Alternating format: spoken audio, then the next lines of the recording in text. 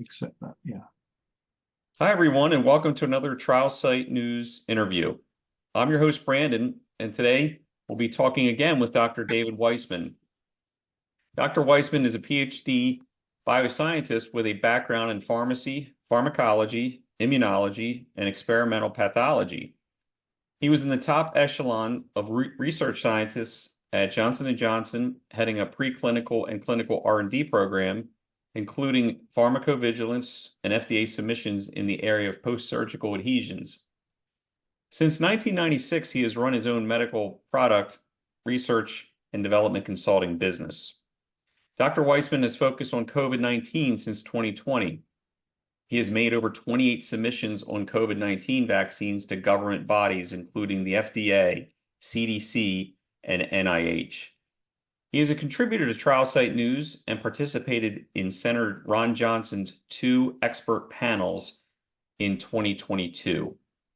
Dr. Wiseman, thanks so much for joining us today. Thank you for having me.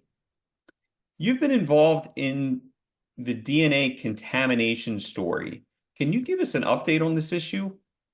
Yeah, sure. I've been involved with Kevin McKernan, David Speaker, Jessica Rose, and Marie Gucci in a recent paper in October, actually a few months ago, where we confirmed Kevin's earlier work by analyzing a number of vials which we obtained in Canada and finding again evidence that there's DNA contamination in the COVID-19 mRNA vials. It's not completely unexpected. We expect to find some DNA in there. That is not the news. The main news is that the levels seem to be much higher than the guidelines require based on how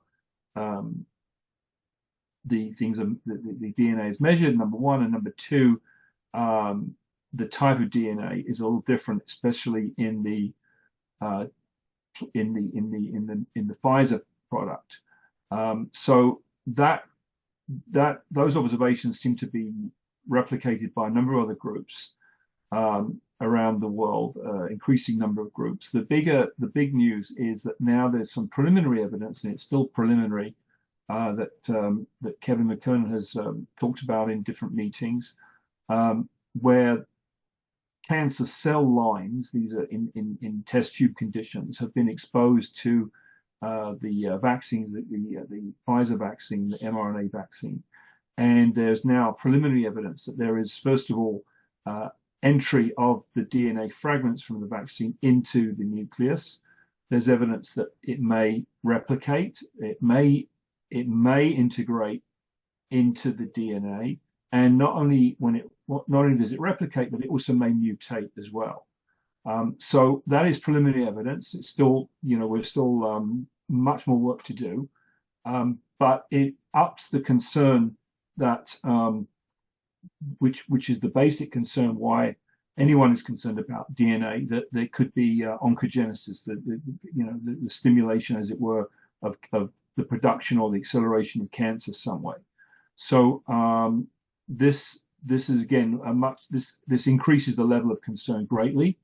FDA and other regulators have said on numerous occasions that there's no evidence linking cancers to these DNA fragments.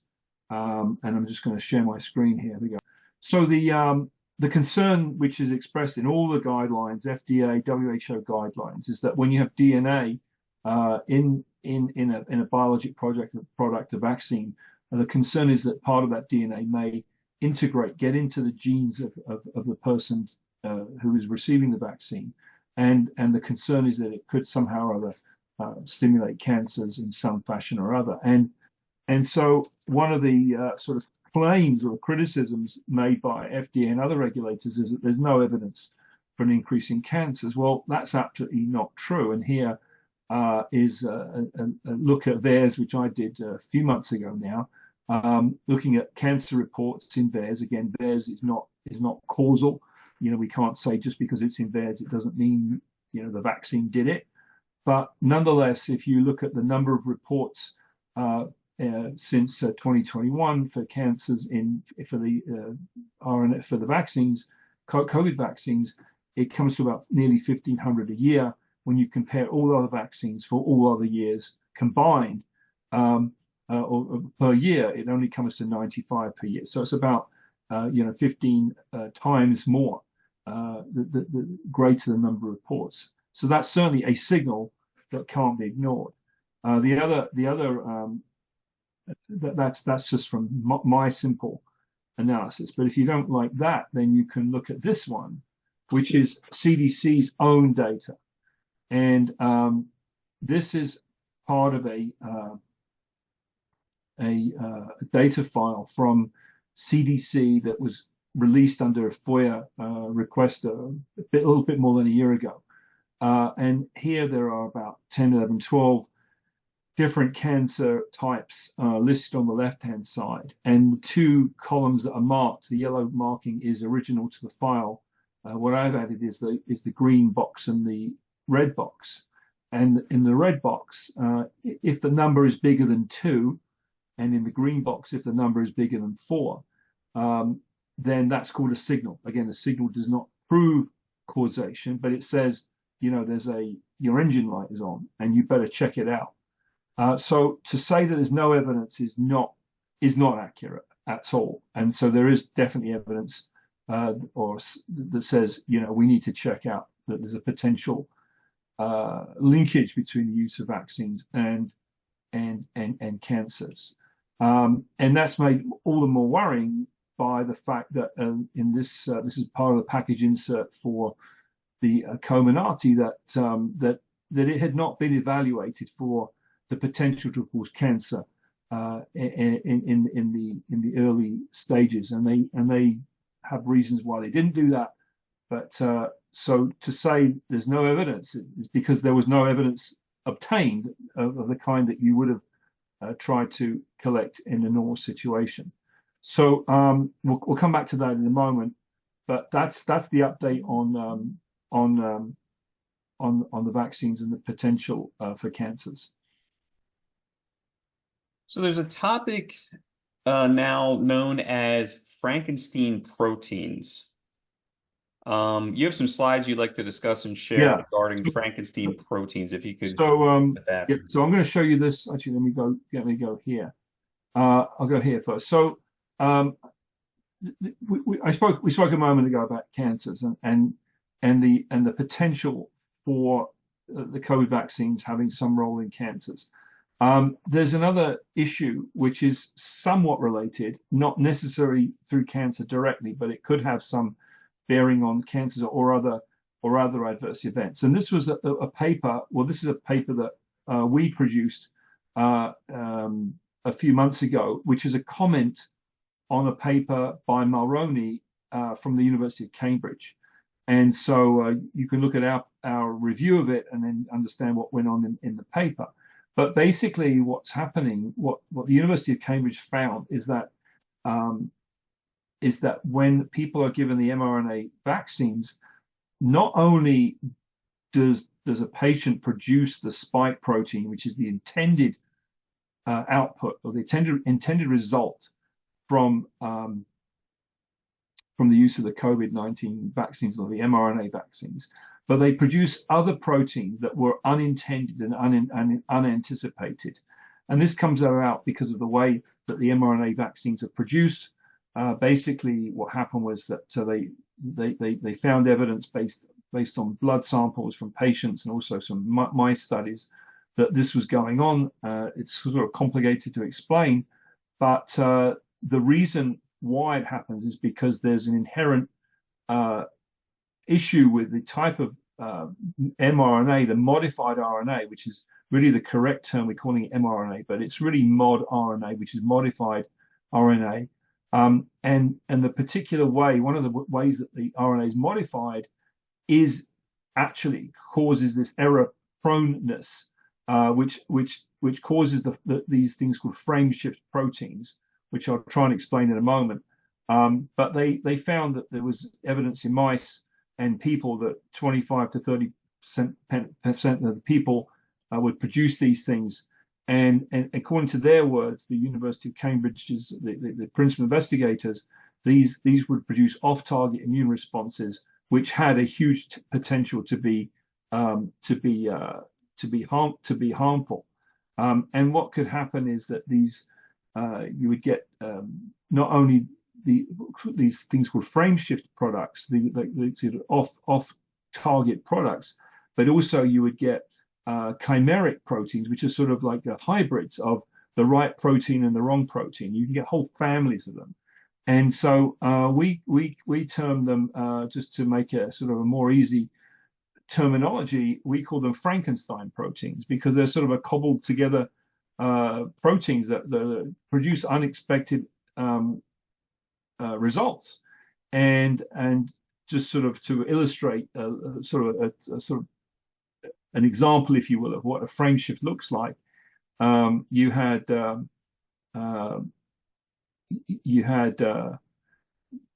Marty Feldman in the movie Young Frankenstein, picking up the wrong brain in the brain depository, and he instead of reading the word abnormal on the right hand side, he read it as AB normal. So it would be a misreading of the genetic instructions to read an instruction inappropriately.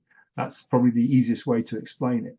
And so that's why we call them Frankenstein proteins. So we've got really two phenomena going on. We've got the phenomena of DNA contamination that potentially could insert into the nucleus. We've got other kinds of proteins that could get produced, which we don't know what they do, other than producing an immune response. We have no idea what their toxicology is. And so could they be involved in inflammatory conditions? Probably. Could they be involved in other kinds of pathologies? Don't know. But to think that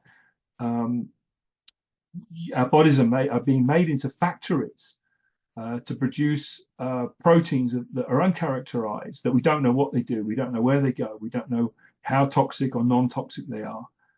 It's the height of irresponsibility. So we have two really major issues that are going on in parallel, maybe related, maybe not related a little bit, but they're related in the sense of that there's a regulatory failure here to address two very, very significant issues in these mRNA vaccines.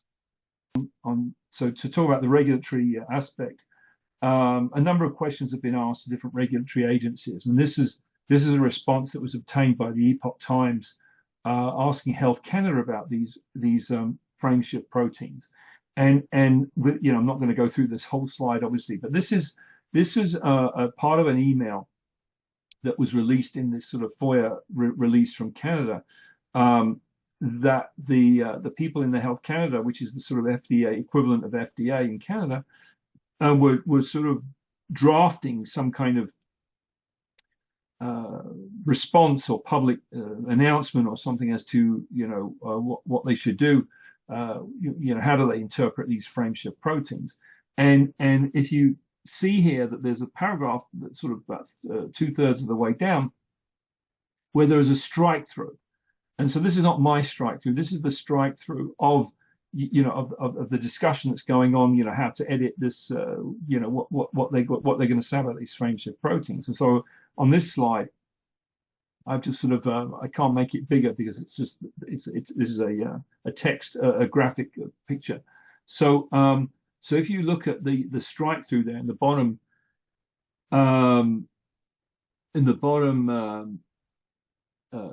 bullet there, it says if one was to consider this as an impurity during manufacturing, so if these frame shift proteins were occurring, let's say in a regular manufacturing type of scenario, that you would consider the level of these frame shift proteins, which is about 8% according to some number, that this would be considered a high level of impurity. So in that context, since it's a high level of impurity, we should consider it similarly here. So the strike through continues. Most often impurities and metabolic deviations are limited to 1 to 2% and not higher. The fact that the frame shift does not exist within it, so 8% here. The fact that the frame shift does not exist with a DNA vaccine may speak in favor of DNA vaccines overall, maybe against mRNA vaccines. So this is what someone in the Health Canada, one of the scientists in Health Canada, was wanting to say, but they all agreed, or someone agreed that we shouldn't be saying that. So they struck that through, in terms of what they were going to say. So clearly there is spin being put on this, but the person, I think, who wrote this is accurate in what they're saying, and so we really need to take a lot of pay a lot of attention to these frameshift proteins. Anyway, that's it. Okay, sure. Cancer topic again. In the news, we have last week came out, obviously, the Princess of Wales with the announcement of cancer, the video that was posted all over the world. And so, and there's basically been an increase in cancer rates worldwide. What is the latest in research for causes? And if you just give us an update on that. Right. So let me just share that. So yeah. So it was the news. The Princess of Wales has been sort of mysteriously out of the public eye for a couple of months, and she had some surgery, and no one knows what it was. And finally, I think on Friday or Thursday or Friday, she made this announcement that she has some kind of cancer and is being treated. And I was asked for a comment on this, which I gave to Sonia Elijah, who wrote a nice piece on it. And the first thing is that anyone you hear someone that gets cancer, that it's obviously not very pleasant news for anyone. So I think it's important, regardless of cause, to say, listen, we don't want anyone getting cancer, and certainly we wish the princess well, and the King of England also, who announced prostate cancer a couple of months ago, a month ago or so. So that's got to be the first thing that anyone should say, and we certainly want to send our wishes and prayers and so on to the princess and the king and the princess, I should say, in that order. But this announcement does really sort of focus attention on the point that you said, is that there is an increase in cancers that has not gone unnoticed by mainstream, American Cancer Society. Yale put out an article recently. Harvard put out an article recently, and so whatever the cause of that is, it needs to be investigated. And again, I think the way that the princess concluded her statement, she said, "At this time, I'm also thinking of those whose lives have been affected by cancer. For everyone facing this disease in whatever form, please please do not lose faith or hope. You are not alone." So again, regardless of cause, I think that's really where we have to focus our attention appropriately. But to understand what is going on, these on the left is American Cancer Society sort of overall statistics on mortality in the lower sort of part of the graph, and incidence of cancers in the upper part of the graph. And they've been going down steadily pretty much for nearly 30 years. There was a slight increase, sort of up until 1990 roughly, but they've been going down steadily. And at the very tip of that graph there, it's hard to discern. You can see that the trend line doesn't quite go. It starts to flatten out, or does something slightly different, which could be a blip. Blips happen. The trend line doesn't always have to be exactly straight, but something's going on there. And this is looking at the data on a very macro level, but we can actually we can drill much more deeply into this. And so what got my attention a month or 2 months ago, way before the Princess of Wales's announcement, was this paper by Carlos Allegri and Yuri Nunes, who actually looked at the UK or England and Wales data actually for cancers in a young population, 15 to 44, not a population you typically associated with having a high rate of cancers. They do occur, of course. So on the left side of the graph is the trend in all-cause mortality, And you can see it's trending down, and since 2020, 21, 22, it goes up. Not surprisingly, we have COVID, and they see the deviation from the trend line. But on the right hand side is really the one that we need to talk about here on cancers, is that there are two lines. One is the female rates at the top, the top line. The lower line is the male rates. And again, you can see they're pretty much parallel in a straight line downwards. But once you get to 2001 and 2002, those points jump way off the trend line. And when you calculate the statistical significance, those are highly statistically significant departures from the trend line. There's issues in the data of these kinds, what you get from public databases, which the authors discuss in more detail. But they sort of corroborated the data when they looked at claims databases, the disability claims database in the UK. And again, they found somewhat similar trends that sort of matched the mortality data. So that was in the UK. And that was published, as I say, about a month or so ago.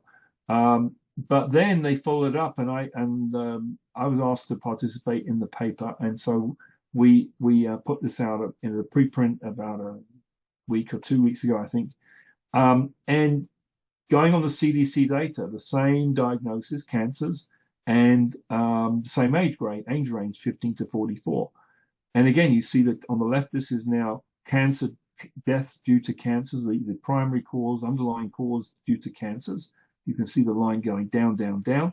And then 2020, maybe there's a little blip there above the line, but 21 and 22, those blip well above the line. And when you look at the right-hand graph here, these bars are an indication of the statistical difference, as it were, how significant they are. And so these sorts of deviations, which are very, very large deviations, indicate extreme events. These are very, very unusual events, and for them to happen twice in a row. And so, what is the reason for this? And what could it be? And in one of the Harvard papers recently that talks about, I think, GI cancers, they said, well, there's some as yet unknown environmental factor that's affecting people. That's one. Don't know what it is, but that's what they say. Of course, lockdowns and people weren't able to access medical care and to get treatment, properly, because the hospitals and certain treatment facilities were not available. They were closed or reduced working hours, etc. Could that have contributed? Yeah, that could have contributed. Could different health behaviors contributed? Possibly. There's some papers talking about smoking. Some people started to smoke again, or either took up smoking for the first time, or undid the smoking that they quit from a number of years ago. Could that have contributed? Possibly. But we're talking about young people here. So what exactly those things could have contributed here, don't know. Now, COVID itself, the SARS-CoV-2 virus, there are papers that indicate that the RNA in the SARS-CoV-2 virus could reverse itself and turn into DNA, and that DNA could get into the genes. And so if that happens, then you could get some cancer events that are going on. So the SARS-CoV-2 virus itself may have had something to do with this. And then, of course, finally, as we talked about earlier, we have the DNA contamination in the vaccines, where we have several lines of evidence to say, this is something that cannot be excluded. We've got the DNA contamination itself. We've got preliminary evidence of getting into the nucleus and possibly incorporating in cell lines. We've got the CDC's own data. We've got the VAERS data or signals. So all of these things should be on the table and shouldn't be dismissed and need to be addressed. So that's where we are on cancers. Okay, in regards to safety issues, Do you have an update on safety signals reporting that's coming in from any federal authorities? Right. So this is very interesting because you've heard everyone's heard the word or the term safe and effective. Everyone's heard Right. that, and we'll talk about that in a moment exactly what that means. But sort of quietly, there are papers that are coming out from federal sources that indicate there are signals, signals in various ways. I'm going to show you a couple here. So this one has to do with a system called the Vaccine Safety Data Link, which is VSD. Everyone's heard of VAERS, but VSD is not so well known, but it is one of the major safety surveillance systems that the CDC and FDA have. And they have a certain way of analyzing electronic medical records. And I guess the principal investigator, I'm not sure if that's the right word, but one of the main people on the VSD project is Dr. Nicola Klein, who works with Kaiser Permanente. Incidentally, she's also one of the co-authors on one or two of the Pfizer COVID vaccine papers as well. But nonetheless, she has presented several times to either CDC or FDA meetings on the sort of update on what they're finding in the VSD system. And the last time she presented was in September 2023, a few months ago, actually nearly 6 months ago now. And in the bottom right section there on the slide is the transcript for her presentation, and what she says about the slide that she's presented in the left-hand side. Now, the left-hand side, you can see there's two big bullets. The second one's called future studies, and on the future studies, there's 3 bullets. And the first 2 bullets are a bit paler or more gray than the third bullet. And that's not an optical illusion or a defect in the screen. Those have been grayed, put in gray, and the third bullet is in sort of black typeface. And Dr. Klein says that the two bullets in the light gray, she's not going to focus on too much because those vaccines aren't actually in use anymore. So what do they refer to? She's referring to, it says there in the gray, the mRNA vaccine primary series signals of VTE and AMI. VTE stands for venous thromboembolism, and AMI stands for acute myocardial infarction. And also the second bullet is to do with the Janssen. But the first bullet is to do with signals that she's describing for venous thromboembolism and acute myocardial infarction. And she says, well, I'm not going to talk about them, but in the future, someone should look at those a bit more closely. And I said, wow, that's really interesting. I've never seen signals being reported from the VSD for these two things. What's going on here? And so on this slide is the slide that she showed, this big table, which can't see it very well, but you can see there's a list of about 15 or 20 different kinds of potential adverse events and different analyses as to is there a signal for these things.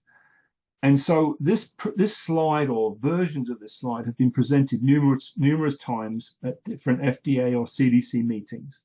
And what was significant about this slide is that there are 2 things which I've sort of expanded and made bigger so you can see them. But in this line here, it says acute myocardial infarction, and these red boxes are there from the original to the slide. It says, yes, there's a signal. This line in the middle here is actually myocarditis. It says the signal. Well, we've seen that before. But the other one that was unexpected is this one closer to the bottom where it says venous thromboembolism, and there's a signal, as she said a moment ago on the previous slide.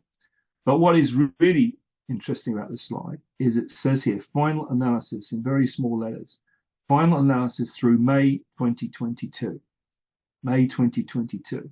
So she's saying that they found in May of 2022 there were these signals for heart attacks and venous and blood clotting in veins, blood clotting in the veins, venous thromboembolism. And I said to myself, oh, well, I don't think I've seen that before.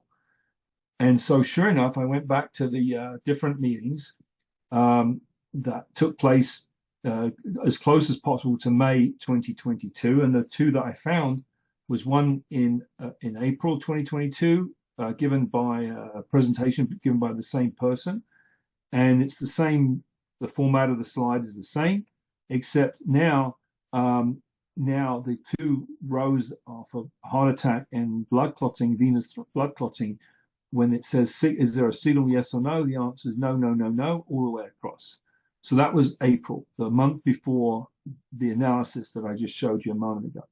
And then what was the next presentation that was given after May? Well, the one I found was in September of 2022. That was the next one. This was given by a different person, but in the same team, Dr. Shimabukuro from the CDC, presenting at a CDC panel meeting. And again, you see, actually you can see in red, myocarditis shows up as a signal. Nothing else shows up a signal, and particularly the two heart attack and the venous clotting.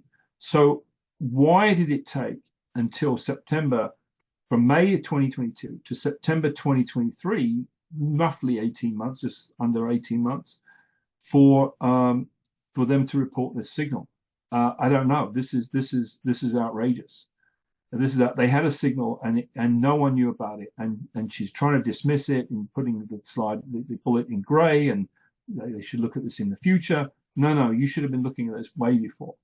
Mm-hmm. What was really also even more concerning is that on this slide, this is an analysis that I did with Josh Getzko back in September, October of 2021. So 9 months or so before the May of 2022, we had done an analysis from VAERS and showing that there were signals, even in 9 months earlier, for myocardial infarction, shown in the green row there, and in the second green row, embolic thrombotic conditions, which would include venous thromboembolism. These numbers indicate very, very strong signals for an effect. So why was it taking FDA and CDC that long to even start to talk about it? They haven't really addressed it. They've just sort of swept it very quietly under the carpet, but it's there. So that's a very, very significant question. Now, I want to show you some other recent papers that have come out. This one just came out a few weeks ago. All the people indicated on the right-hand side in the red, their names are in red, are FDA people, and this is looking at the risk of adverse events following the monovalent or the vaccines, and the period of their analysis or the period of their investigation is from August 2021 through early 2022. And now this paper only gets put out in February 2024. So nearly 2 years later. And what they report is that there are 4 adverse events meet the statistical threshold for a signal. Again, the signal is not causation, but it's a signal, right? Includes for the mRNA vaccines, includes Bell's palsy and pulmonary embolism. Again, some clotting kind of issue that manifests itself here in the clot in the lungs, in addition to anaphylaxis and myocarditis, which we already know about. But why is it taking FDA 2 years or more to talk about these things? And this was only put out February 2024.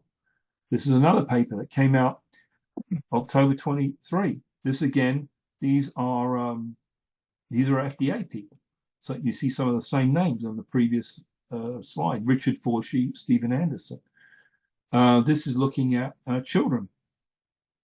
And they talk about signals for seizures and convulsions, in addition to myocarditis and pericarditis, which again we know about. But again, there's a new signal which they haven't talked about widely, that hasn't been featured in an FDA or a CDC meeting. why aren't they telling the panels, the FDA and the CDC advisory panels of these signals when they're asking them to make recommendations or vote on recommendations as to how these vaccines should be used? And if they don't tell the panel members, what the signals are, then how can you say, oh, we've got a robust system of peer review where we ask, advisory experts to comment on the data so we can formulate, recommendations and guidelines and so on and so forth. How can they do that if they're not told this sort of thing? Here's another paper that just came out last week. Okay, look at the first author, Richard Forshee. You remember him? He was on the last paper. Stephen Anderson, remember him? He was on the last paper. FDA, these are senior FDA, statisticians and so on. And look what they're talking about. Febrile seizures in children aged 2 to 5. And look at the time frame. The time frame of the study was June 22 to May 2023. And it's taken what is that? Nearly a year, 9 months. What do you call that? 9 months for them to disclose that there is a significant increase incidence of febrile seizures following the mRNA vaccine. That's the Moderna one, and an elevated but not statistically significant signal for the Pfizer vaccine.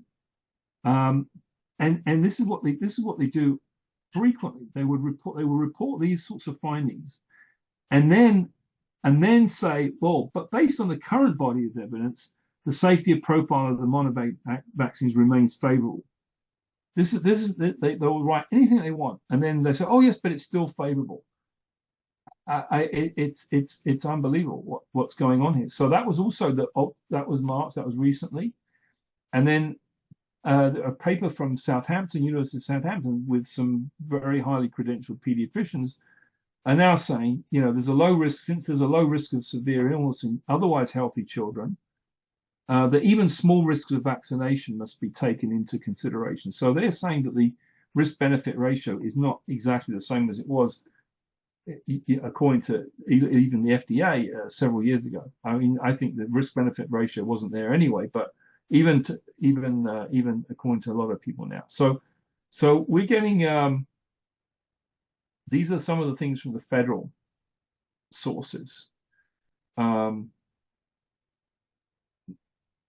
we can talk about myocarditis and Pfizer if you want. Well, I wanted to also get an update. We spoke about a month ago in regards to the House hearings. It was called on vaccine safety systems. Right. I believe part 2 happened last week. What can you tell us about the hearings from last week? Okay, so let's talk about this slide. You see that? Okay. So the House of Representatives have a select subcommittee on the coronavirus pandemic. As we discussed a month or so ago, they had witnesses then from FDA, Dr. Peter Marks, CDC, Dr. Jernigan, and Dr. Grimes, I think it is, from the vaccines compensation group. And so the committee had sort of part 2 of that hearing, and actually they addressed one of the issues that really got sort of sidelined for the most part last time, which was the whole system of how vaccine injuries are compensated, the different systems, whether it's under the PrEP Act, whether it's under normal conditions, there's different systems, and the different deficiencies in the systems.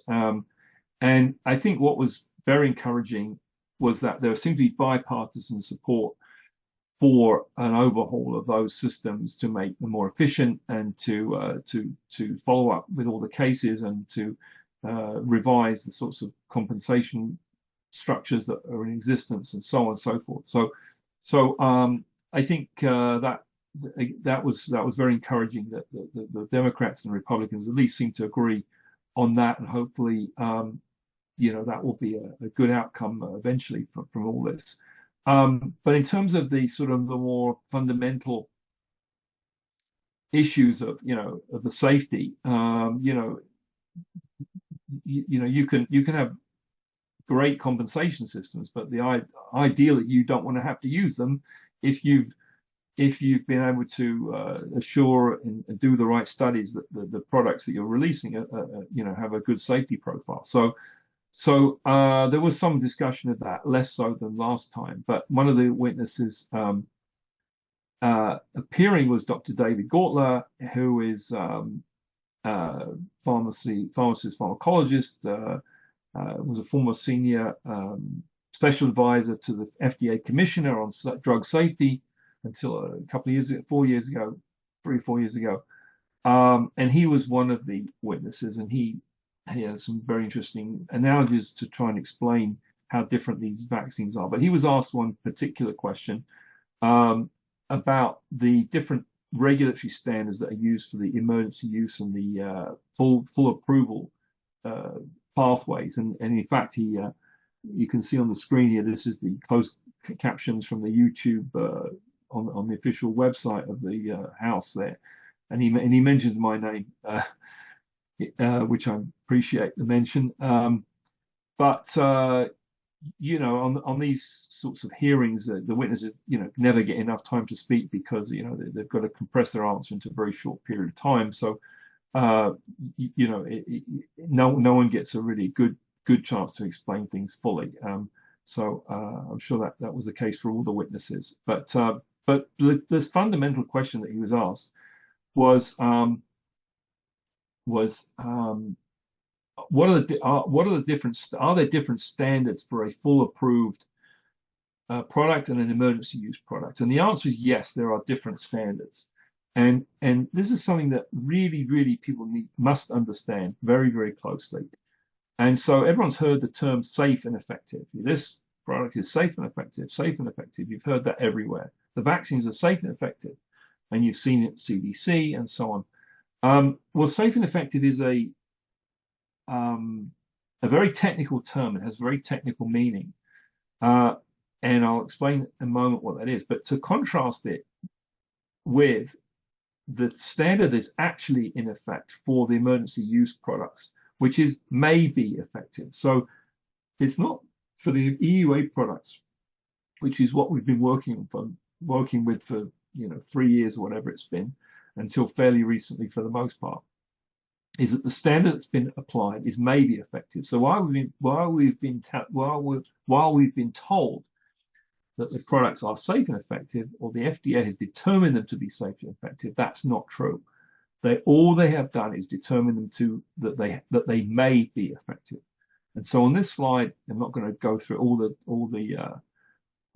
points on the slide, but it contrasts the two different standards and what the differences are. And the differences are in the green highlighted column there, is that for the safe and effective standard, the FDA has to obtain, or the company whose product it is, has to provide what is called substantial evidence. That's a technical term. That has to consist of what is called adequate and well-controlled investigations, including clinical investigations, clinical trials. So this refers to the rigor with which these clinical trials have to be conducted, how they're audited, and how everything is checked and double-checked, and so on and so forth. This is a very, very high standard that should and must be met in the normal type of approval. So once those standards have been met and the data has been reviewed in great detail by the FDA, in a comprehensive fashion, then we can say that the product has been established. That's the term in the regulations, as being safe and effective. Okay, that's what we all expect from any medical product. Now, under an emergency use situation, that is not the same. That is not true. The standard, instead of being it's established as safe and effective, all FDA has to determine is that they have to believe, they have to reasonably believe that the product may be effective. So that's a very big difference between we establish it to be safe and effective to, well, we reasonably believe it may be effective. And so on what can they base their belief that the product may be effective? Well, first of all, they don't even have to review the data as rigorously, because they may not have time. And they can consider what is called the totality of scientific evidence. So the totality of scientific evidence is a very different standard from substantial evidence that we needed in the full-blown approval. And the totality of scientific evidence could mean all sorts of studies from all sorts of types of sources, but they do not have to include clinical trials. Only if they're available need they include them in their consideration, but they don't have to. So the totality of scientific evidence is a much lower level of it, quality of evidence potentially, than the substantial evidence that you need in a full-blown approval. And there's some other differences in how they word the safety and how the manufacturing works as well, which I'm not going to go into. But the main difference is that there are two big categories of standards. One is called safe and effective in the full-blown approval. One is called may be effective in the EUA approval, and they rely on a very different quality of evidence. And so for the CDC and the FDA to say that they have determined these things to be safe and effective is not correct. That is absolutely not correct for the for the EUA products. And even in the latest versions of the full-blown products that for the XBB vaccines, even though they do have the full approval, there's other differences in how that approval took place, because it's a vaccine and it's more like the sort of flu model, how we approve flu vaccines every year. There are compromises in that process that are a little bit different, but sort of related but different from what I'm showing here. But there are also compromises in that type of process that downgrade the quality of some of the basics of how those vaccines are approved on an ongoing basis. So this is a really important point, and I just want to show you two excerpts from the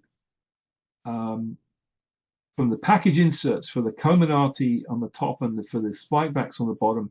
This is what it says. Now, currently, just the background is that for 12 years and older, we have a full-blown, what is called a BLA approval for Comirnaty and for Spikevax. But for the under 12s, those products aren't fully approved. Those are the still emergency use products.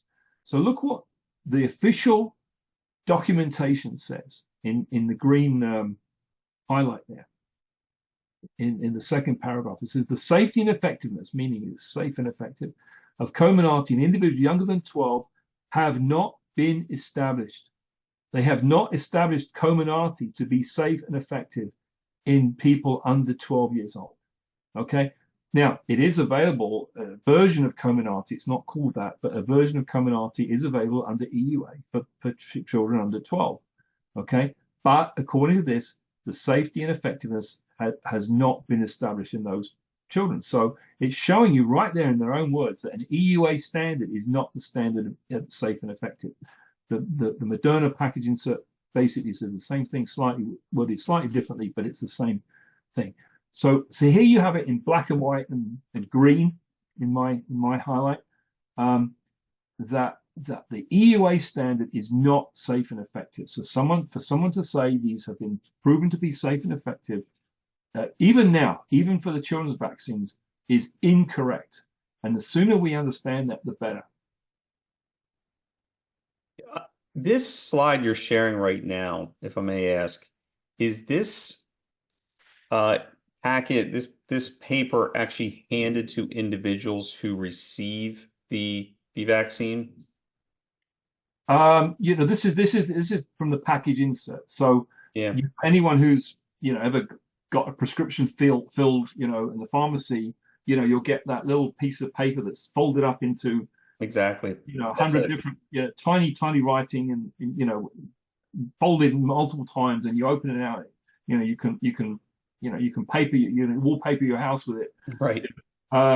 That's what this is. And so I think where where it appears is in a little box, I suppose, or the carton, the cardboard carton, or whatever the vials come in, that the doctor will doctor will see. So the doctor's supposed to read it and understand it.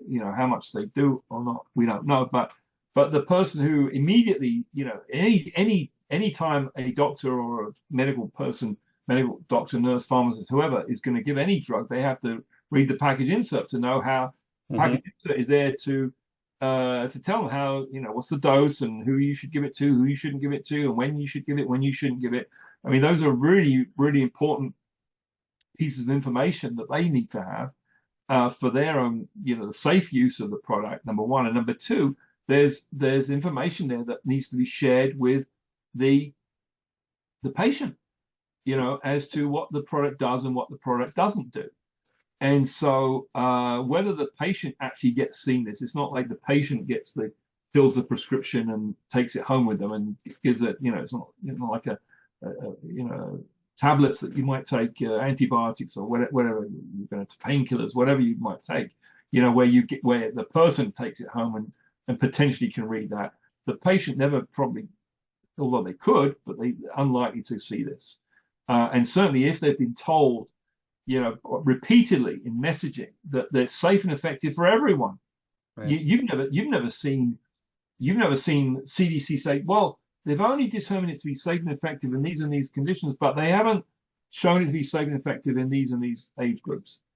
Okay, that to me that is a huge omission, and people need informed consent when they consent to get any medical procedure or receive a drug or vaccine or whatever. And if they haven't been told this and they're told something else, that's wrong. Yeah. Dr. David Wiseman, thank you so much for joining us today. You're welcome. And for unbiased news and opinion articles and the latest in scientific research, please visit trialsitenews.com.